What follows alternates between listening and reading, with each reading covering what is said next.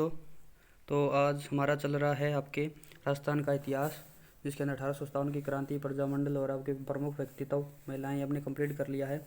तो आज हम स्टार्ट करेंगे आपके उत्कृष्ट जो क्लासेज है उनके नोट्सों का रिवीजन चल रहा है। देखिए, राजस्थान के प्राचीन इतिहास की बात करते हैं। इतिहास के प्रमुख स्रोत देखें तो आपके स्रोत के इतिहास और आपके ग्रंथि साहित्य आएंगे। विभिन्न प्रकार के पुरातात्विक स्रोत भी आते हैं, उसके बाद इतिहासकार और उसके बाद साहित्यिक ग्रंथ, उनसे आपका इतिहास के प्रमुख स्रोत ये आपके माने जाते हैं और प्राचीन सभ्यताएं हैं। पहले देखिए प्राथमिक स्रोत की बात करें। पुरातात्विक स्रोत के अंदर आपके मुख्य रूप से जो ग्रंथ है, जो गुहालेख है, ये पाषाण लेख है, पटलेख है, आपके एपिग्राफी कहलाती है, ठीक है ना, शिलालेख है, इनके अध्ययन की जो आपके एपिग्राफी कहलाती है। और उसके बाद में आपके आते हैं मर्दभांड। मर्दभांड आपके आपके तीन प्रकार के होते हैं, आपके निम्न मर्दभांड, मध्य मर्दभांड और उच्च मर्दभांड। निम्न मर्दभांड के अंदर आपके काले और लाल आते हैं, मध्य मर्दभांड के अंदर लाल और काले आते हैं और उच्च के अंदर आपके दूसरे आते हैं सिक्के और मुद्राओं की। सिक्कों के अंदर मुद्राएं आती है। अध्ययन आपका न्यू मैथमेटिक्स कहलाता है। तो देखिए, भारतीय पुरातात्विक सर्वेक्षण विभाग की स्थापना 1861 में अलेक्जेंडर कनिंघम ने मुंबई नई दिल्ली में की थी। पुनर्गठन 1902 के अंदर जॉन मार्शल ने किया था। राजस्थान में सर्वप्रथम पुरातात्विक सर्वेक्षण का कार्य 1871 ईस्वी में ACL कल्लाइल के द्वारा प्रारंभ किया गया था। सम्राट अशोक ने सर्वप्रथम शिलालेख कार्य प्रारंभ किया था। शिलालेख वह अभिलेखों की भाषा संस्कृत राजस्थानी थी और अभिलेखों की लिपि आपकी महाजनी लिपि नागरी आपकी ब्राह्मी थी। वर्ष 2009 और 20 में मेवाड़ महाराणा राज सिंह का दोइंच आपका जो शिलालेख है वो राजमंद से प्राप्त हुआ है। ये 1679 ईस्वी के शिलालेख माने जाते हैं। बड़ली का शिलालेख देखें 433 ईसा पूर्व का है और कहीं पर आपको 443 ईसा पूर्व भी मिलता है। ये बिलोत या बिलोत माता मंदिर बड़ली अजमेर से प्राप्त हुआ है। जे चौजा ने खोजा था। राजस्थान का सबसे प्राचीन शिलालेख है। भारत के प्रिय शिलालेखों के पश्चात दूसरे सबसे प्राचीन शिलालेख माना जाता है। और आपका बड़ली का शिलालेख संस्कृत भाषा का सबसे प्राचीन शिलालेख है। और रुद्रदामन का जूनागढ़ गुजरात का शिलालेख भी आपके संस्कृत का भाषा का शिलालेख माना जाता है। उसके बाद देखिए, गोसुंडी शिलालेख आपका चित्तौड़गढ़ में है। द्वितीय सदी ईसा पूर्व का है। खोजकर्ता कवि राज समलदास थे। अध्ययन आपका डॉक्टर भंडारकर ने किया था। भाषा संस्कृत है, लिपि ब्राह्मी है। वैष्णव वल्लभ संप्रदाय के सबसे प्राचीन अवशेष मिले हैं गोसुंडी से। इस शिलालेख में राजवंश के शासक यानी कि आपके गजवंश के शासक सर्वतात द्वारा आयोजित अश्वमेध यज्ञ की जानकारी प्राप्त होती है। उसके बाद आपका नांदसा युग स्तंभ लेख 225 ईसा पूर्व का माना जाता है और ये आपका नांदसा गांव भीलवाड़ा के अंदर है। विक्रम संवत 282 में चैत्र पूर्णिमा सोम द्वारा स्थापित करवाया गया था। चारों तरफ 11 पंक्ति लिखी हुई है। प्रारंभ की 3 पंक्तियों में वासुदेव को सहकर्षण की जानकारी और उत्तर भारत राजाओं के पत्रों का वर्णन मिलता है। उसके बाद मानमोरी शिलालेख 713 ईसा पूर्व चित्तौड़गढ़ के अंदर है। खोजकर्ता कर्नल जेम्स टोड थे। लेखक पुष्य था और उत्खननकर्ता शिवदित्य थे। समुद्र मंथन का प्रमाण मिलता है। चित्तौड़गढ़ शासक मानमोरी द्वारा चित्तौड़गढ़ के में मंदिर निर्माण की जानकारी मिलती है। सूर्य मंदिर का निर्माण करवाया था मानमोरी ने। कर्नल जेम्स टोड ने इस शिलालेख के समुद्र में फेंकवा दिया था। Annals and antiquities of Rajasthan में मिलती है। इस शिलालेख में आपके नाभि व प्रसादों के निर्माण करवाया मानभंग नामक बताया है। इसके मानमौर्य का है ये, ठीक है ना। उसके बाद में बिजोलिया शिलालेख की बात करें 1117 ईस्वी का है। भाषा संस्कृत है, भीलवाड़ा के अंदर है। लिखवाया था जैन श्रावक लोलाक ने लिखवाया था और रचना इसके गुणभद्र केशव और काशी के द्वारा की गई थी। पार्श्वनाथ मंदिर से प्राप्त हुआ है। चौहानों की वंशावली प्राप्त हुई है। चौहानों की उत्पत्ति आपके बताई गई है। वत्स गोत्रीय ब्राह्मण बताया गया बिजोलिया शिलालेख में। सांबर झील का निर्माण वासुदेव चौहान ने करवाया था बताया गया है। चौहान वंश की स्थापना 1551 ईस्वी में की थी। शहरों के प्राचीन नाम मिलते हैं। दिल्ली का दिल्लिका मिलता है। नागदा का आपका नागदरा मिलता है। बिजोलिया का उत्तरमाद्री या फिर विद्यावली या उपरमाल मिलता है। सांबर का सकमरी मिलता है। जालौर का जाबालीपुर मिलता है। इस शिलालेख में भूमिदान का वर्णन मिलता है। उसके बाद में राज प्रशस्ति राजमंद के अंदर राजमंद झील के किनारे हैं। गोमती नदी के पानी को रोक करके आपके राजमंद झील का निर्माण कराया गया था। राजसमुंदर भी कहा जाता है। निर्माण राज सिंह ने करवाया था। घेवर माता का मंदिर स्थित है। कुल खर्च 1 करोड़ 5 लाख रुपये आया था। नींव इसकी 1662 में रखी थी। पूर्ण हुआ था 1665 के अंदर। उत्तरी पाल या नौचौकी पाल कहलाती है। उत्तरी पाल आपकी नौचौकी पाल कहलाती है। राज प्रशस्ति लिखवाई थी राज सिंह ने। लेखक रणछोड़ भट्ट तेलंग थे। 25 काली शिलालेखों का समूह है। 1106 आपके श्लोक हैं। 24 सर्ग हैं। 24 और 22 23 24 सर्ग आपके जय सिंह ने लिखवाया लिखवाया और मृत्यु का वर्णन मिलता है। उसके बाद देखें इस विश्व की सबसे बड़ी प्रशस्ति है भाषा संस्कृत या स्थापना 1676 में की थी। राज प्रशस्ति में बप्पा रावल से जय सिंह सेकंड तक का इतिहास वर्णित है। मेवाड़ मुगल संधि का वर्णन मिलता है और चारुमती के विवाह का वर्णन मिलता है। 1681 में जय सिंह और औरंगजेब के बीच मेवाड़ मुगल संधि 1681 के अंदर जय सिंह और औरंगजेब के बीच मेवाड़ मुगल संधि का वर्णन मिलता है। बप्पा रावल अकाल भोज को रणकुर प्रशस्ति में अलग अलग बताया गया है। कुंभलगढ़ प्रशस्ति कुंभलगढ़ दुर्ग राजसमंद के अंदर है। कुंभश्यामी मंदिर आपका मामादेव मंदिर 5 काली शिलालेखों का समूह है और लेखक आपके कान्हा व्यास थे। कुंभलगढ़ के कान्हा व्यास थे। जीएस ओझा के अनुसार इसके लेखक महेश हैं। जानकारी जानकारी आपका यानी कि जानकारी इसके अंदर बप्पा गोहिल या बप्पा रावल काल भोज के का पुत्र था और राणा कुंभा के सैनिक अभियानों की जानकारी मिलती है और राणा हमीर के विषम घाटी पंचानन कहा गया है। विषम घाटी पंचानन आपके कुंभलगढ़ प्रशस्ति के अंदर कहा गया। राणा हमीर को चिरुवा शिलालेख 1273 ईस्वी का है। स्थान उदयपुर में है। भाषा संस्कृत है। उत्कीर्णकर्ता रतन पर्व सूरी थे। इस शिलालेख में टोड जाति तथा गुहिल वंशीय राजाओं के इतिहास मिलता है और पशुपत योगियों द्वारा शिवरात्रि पर आयोजित क्रियाओं की जानकारी इसी शिलालेख से प्राप्त होती है।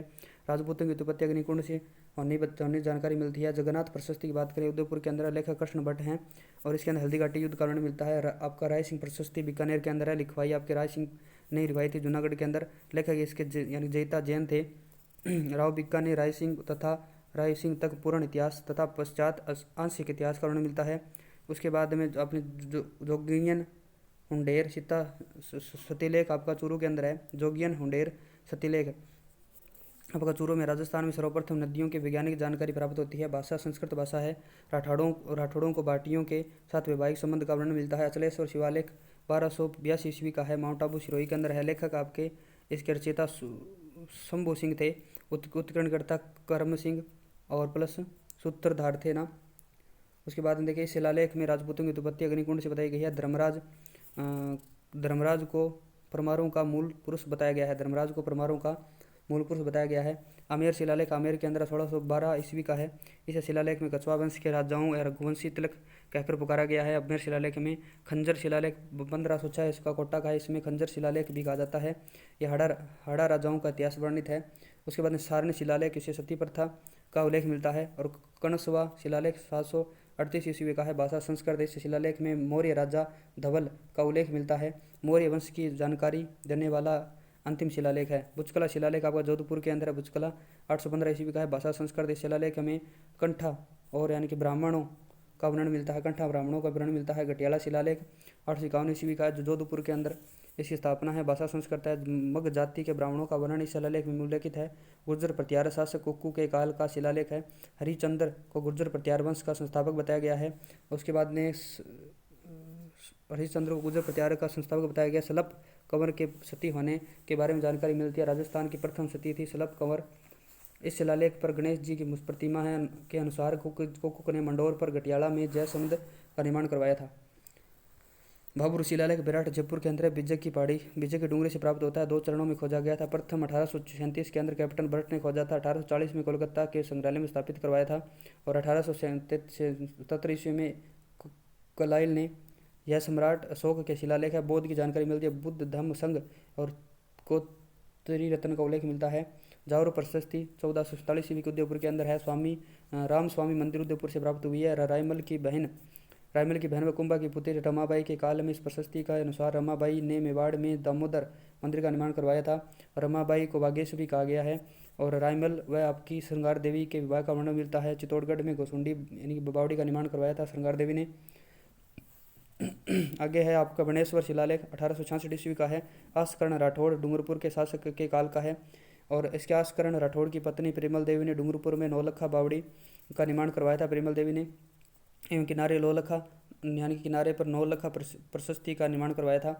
उसके बाद देखिए हस्ताक्षर युक्त शिलालेख आपके हिल्ली ट्रेकस और M मैकेंजी के हैं। आपके देखें अब उसके बाद गोनेर शिलालेख 736 ईस्वी का जगदीश मंदिर गोनेर से प्राप्त हुआ है जयपुर से।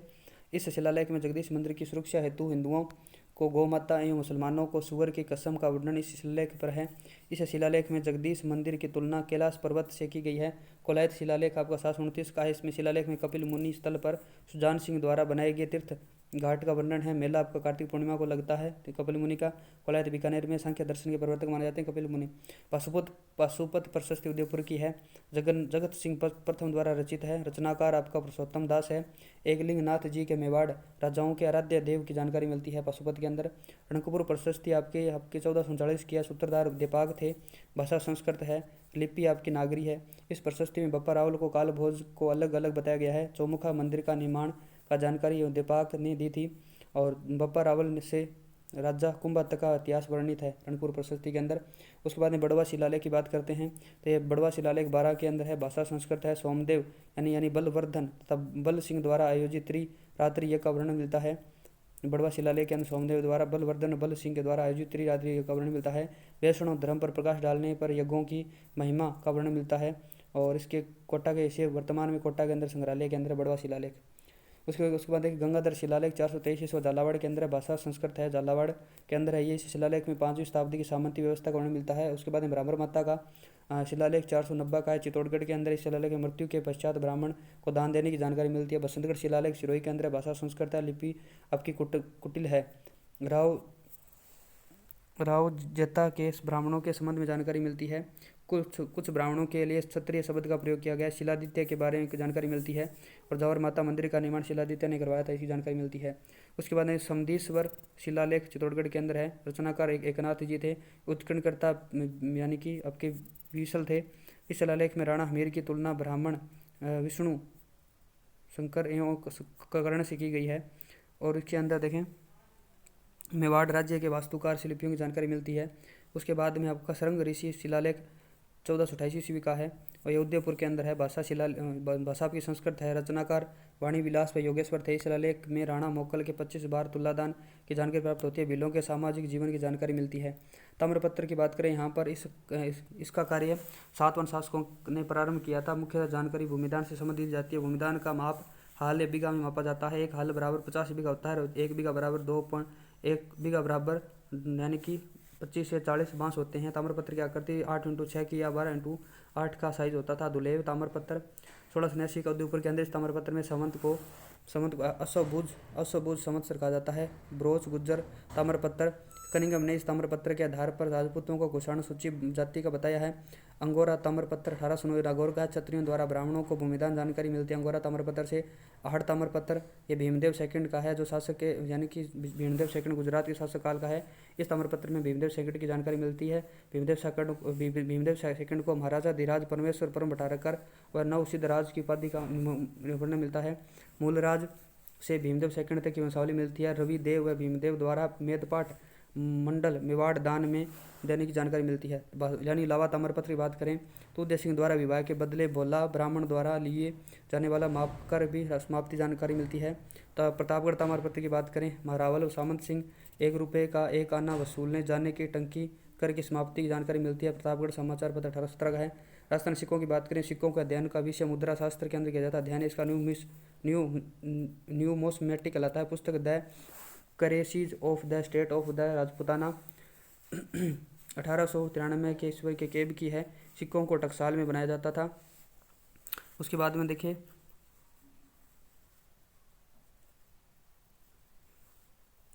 सिक्कों को पंचमारक मुद्राएं या सिक्के कहते थे। ये मारक हाथ सिक्के होते थे। यानी कि रचना गरारा सिक्कर के अंदर 744 पंचमारक प्राप्त मुद्राएं प्राप्त हुई है। 61 सिक्के पर 3 मेन शब्द अंकित है। उसके बाद में रेड टोंक नगरी चित्तौड़गढ़ के अंदर नोहा भरतपुर और सांबर जयपुर से भी आपके सिक्के प्राप्त हुए हैं। सिक्के आपके बयाना भरतपुर से प्राप्त हुए हैं। बयाना भरतपुर से आहेड़ा अजमेर से रेड टोंक से और सांबर जयपुर से भी प्राप्त हुए हैं। गुप्तकालीन सिक्कों का भंडार सुल्तानपुरा गांव बयाना भरतपुर में 1948 में खोजा गया था। गुप्तकालीन सिक्कों का भंडार बयाना भरतपुर में नीलखती के अवशेष भी मिले। राजस्थान का प्रथम विजय स्तंभी भरतपुर के अंदर है। चौहान वंश से प्रचलित सिक्के की बात करें तो चौहान वंश के अंदर आपका विशोपक था, रूपक था, दिनार थी, आपका द्रम था और सोमलेखा था और ये प्रेम नाम के सिक्के चलते थे चौहानों के अंदर। सोमेश्वर ने वर्षभ रोही व अशभ रोही सिक्कों का प्रचलन चलाया था। पृथ्वीराज तृतीय ने नंदी रोही सिक्कों का प्रचलन शुरू किया था और पारुथ द्रमों मालूमों के परमारों द्वारा प्रचलित सिक्के थे। फद्दिया सिक्का आपका चौहानों के पतन से लगाकर 1540 ईस्वी तक राजस्थान में चलने वाली स्वतंत्र मुद्रा थी फद्दिया। एग्जाम्पल डिगला थी, ठीक है ना। राजस्थान के यानी कि दलित सिक्के रेड टोंग के अंदर होते थे। गद्दिया सिक्का जोधपुर, मेवाड़ और जयपुर का था। इंडो सेशियन ससेशियनीय सेलियानी में प्रचलित सिक्कों भारत में गद्दिया सिक्के कहलाते थे। पीएल गुप्ता ने यानी कि आपके गद्दड़क लेख में कहा है कि सिक्कों पर गद्दे की वास्तविक आकृति न होकर मुख जैसी आकृति प्रतीत होने के कारण इसे गद्दिया कहा गया। हनुमानगढ़, चूरू, सीकर, झुंझुनू में किसी नाम के सिक्के प्राप्त नहीं हुए हैं। और जयपुर के अंदर राजस्थान की प्रथम रियासत जिसमें स्वतंत्र टकसाल स्थापित की थी 1728 में स्वाई जय सिंह द्वारा स्वाई जय सिंह नामक टकसाल की स्थापना की गई थी। सिरहा ड्योडी बाजार जयपुर के चांदी की टकसाल कहा जाता था। राम शेख ने कचनार की झाड़ी अंकित सिक्के का प्रचलन करवाया जिसे भगवान श्री रामचंद्र के समर्पित है। ये जयपुर में प्रचलित सिक्कों की बात करें तो झाड़ शाही था, सिक्के पर टहनियाँ थी, मोहम्मद शाही था और गद्दिया था। उसके बाद जयपुर में माधो सिंह द्वारा प्रचलित सिक्के हाली सिक्के चलाए गए थे। स्वाई जगत सिंह ने अपनी प्रेमिका के नाम पर रसकपुर सिक्के चलवाए थे। जयपुर के सिक्के पूरे भारत में शुद्धता हेतु प्रसिद्ध है। मेवाड़ में प्रचलित सिक्कों की बात करें, सिक्कों चांदी के सिक्कों यानी द्रम रूपक कहलाता था। तांबे के सिक्के आपके करशापण कहलाते थे। सिक्के एलची मेवाड़ में अकबर द्वारा चलाया गया सिक्का था। उदयपुरी, चांदोड़ी, बिलाड़ी, डिडाली यानी मरी शाही, स्वरूप शाही, चितौड़ी आदि आपके यहाँ के मेवाड़ के सिक्के थे। अलवर के अंदर आपके अखे शाही, राव शाही, अंग्रेज पाव आना सिक्के चलते थे। नागौर के अंदर अमर शाही चलता था। जैसलमेर के अंदर अखे शाही, मोहम्मद शाही और डोडिया चलता था। शाहपुरा भीलवाड़ा के अंदर माधो शाही आपका 11 सद्दा सिक्का चलता था। जोधपुर के अंदर विजय शाही, गज शाही और आपके भीम शाही और आपका ललूलिया चलता था। जोधपुर के अंदर बूंदी के अंदर राम शाही, कटार शाही, चेहरे शाही और पुराने रुपया और 11 आना ये इस प्रकार के सिक्के चलते थे। राम शाही, कटार शाही, चेहरे शाही। बूंदी में कोटा के अंदर मदन शाही, गुमान शाही, हली सिक्के चलते थे। और आपके झालावाड़ के अंदर मदन शाही, यूनानी मदन शाही चलती थी, ठीक है ना। प्रतापगढ़ के अंदर सालिम शाही, मुबारक शाही और मुबारक लंदन चलता था। डूंगरपुर के अंदर त्रिशूलिया, पत्री सीरिया, उदय शाही, सालिम शाही चलते थे। बांसवाड़ा के अंदर आपका लक्ष्मण शाही और सालिम शाही चलता था। और खलुम्बर के अंदर पदम शाही चलते थे। किशनगढ़ अजमेर के अंदर शाह आलमी सिक्के चलते थे। सिरोही के अंदर चांदी का सिक्का, बिलाड़ी और तांबे का सिक्का डब्बू शाही कहलाता था। करौली के अंदर माणक शाही, तांबे और माणकपाल और बीकानेर के अंदर गज शाही। धौलपुर के अंदर तमंचा शाही और पाली के अंदर विजय शाही। पुरास्तलिक स्थल की बात करते हैं तो यहाँ पर पुरास्तलिक पाषाणकालीन सभ्यता पत्थरों के औजारों का प्रयोग करते थे। पूर्व पाषाणकालीन मानव अग्नि के से परिचित लेकर पहिए से परिचित नहीं था। और मध्य पाषाण काल के अंदर कृषि में पशुपालन से परिचित हो गया था। और उत्तर पाषाण काल पहिए के से परिचित होकर वास्तविक हो गया था। ताम्र युगीन सभ्यता तांबे के औजार बनते थे। कांस्य युगीन सभ्यता तांबा और टिन के कांस्य के उपकरण बनते थे। लोहा युगीन सभ्यता लोहे के औजार बनते थे। नोया भरतपुर से आधुनिक सभ्यता की शुरुआत हुई थी। और कालीबंगा हनुमानगढ़ के अंदर है, इसको हम देखेंगे दोस्तों अभी। नदी घग्गर सरस्वती नट यानी कि उसको द्वेष नदी किनारे है। सर्वप्रथम जानकारी एल्पिटोसी टोरी ने दी थी। पुष्टि ओरेंस्टीन ने की थी। और वास्तविक खोज करताब के अमरनाथ घोष 1952 में की थी। अवतरण करताब का 1961 में 1969 में की थी। बीवी लाल आपके ब्रजवासी लाल और अभी के थापर बालकृष्ण थापर ने की थी। शाब्दिक अर्थ आपके अर्थ काले रंग की चूड़िया काल इनका 2 भागों में विभक्त है। 2400 से 2250 ईसा पूर्व और 2250 से 1750 ईसा पूर्व माना जाता है। तो आगे करें नेक्स्ट वीडियो के अंदर। तब तक के लिए जय हिंद जय भारत। मिलते हैं नेक्स्ट वीडियो में। चैनल को लाइक करें, सब्सक्राइब दोस्तों से शेयर करें दोस्तों।